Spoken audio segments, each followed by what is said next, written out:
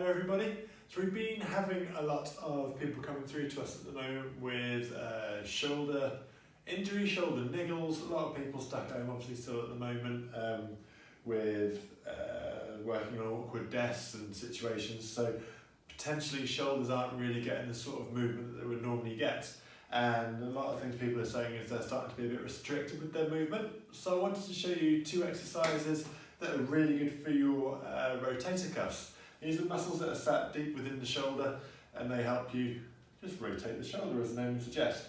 But what we can find is when they get quite tight, they can actually draw the shoulder or the ball of the upper arm here into the shoulder joint, and it actually starts to restrict how much movement you can get. So all you need for this is a little bit of space. I'm going to be using a yoga belt. You can also use just a towel or anything you've got knocking around the house as well.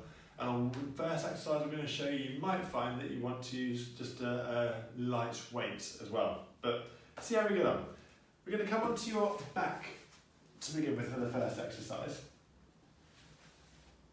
Your feet can just be flat on the floor with the knees bent. And we're going to take the arms out to the sides. So the arms are going to go at shoulder height.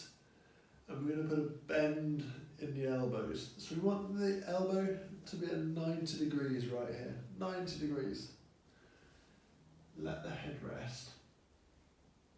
And we want to allow the weight of the arm just to bring the back of the hand down to the floor. And that'll start to stretch some of our rotator cuff muscles. Now eventually the back of the hand will get to the floor. What we'll do from there is then start to move the arms up over the head. And as you do so, it will change the stretch slightly, but then you can bring yourself back down. So you're going to move back and forth between those two positions, pushing up as high as you can while still keeping the hands on the floor and the elbows on the floor. And we're coming down and pushing back up. So when you're in this position, what you might find is that you want to have maybe a little bit of a light weight, so like a tin of beans or something in your hand. So I'm just going to hold on to the yoga belt here. But using that weight will just encourage you to allow that shoulder to drop the arm a little deeper into the stretch. Now a lot of you will find when you first try and do this, your arm's probably going to be quite high. So just let gravity do its job. Don't try and force it to the floor. And again, you just take the arms up a little higher and back down. Try and do it on both arms. A lot of you will find that you struggling on one side over the other. So it's normally the most dominant arm that you use normally, but not always the case.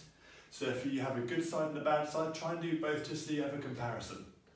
So next exercise we're going to do, we're going to involve turning your hands behind you. So I'm going to turn around in just 1 second, but this is where you might need a belt or a towel or anything that you've got knocking around. So I'm going to turn around here, and what I'm going to ask you to do is take your hand and reach it behind your back.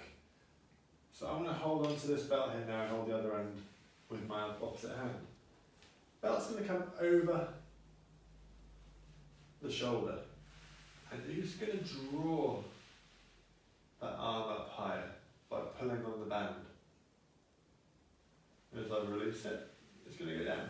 So my left hand here is doing all the work. If I come half side on, you should be able to see what's happening here. I'm using my left hand to pull my right up. Now as we do it, I'm keeping this right shoulder down. I'm keeping the elbow tucked to the lower back almost, or to the side of the lower back. And it's just that gradual movement. And over time, hopefully we can maybe get that to come a little bit higher, until eventually we can potentially bring the other hand over the top, link the fingers, and you come into the stretch there. Okay, so again you do the same on the other side, absolutely, just to compare.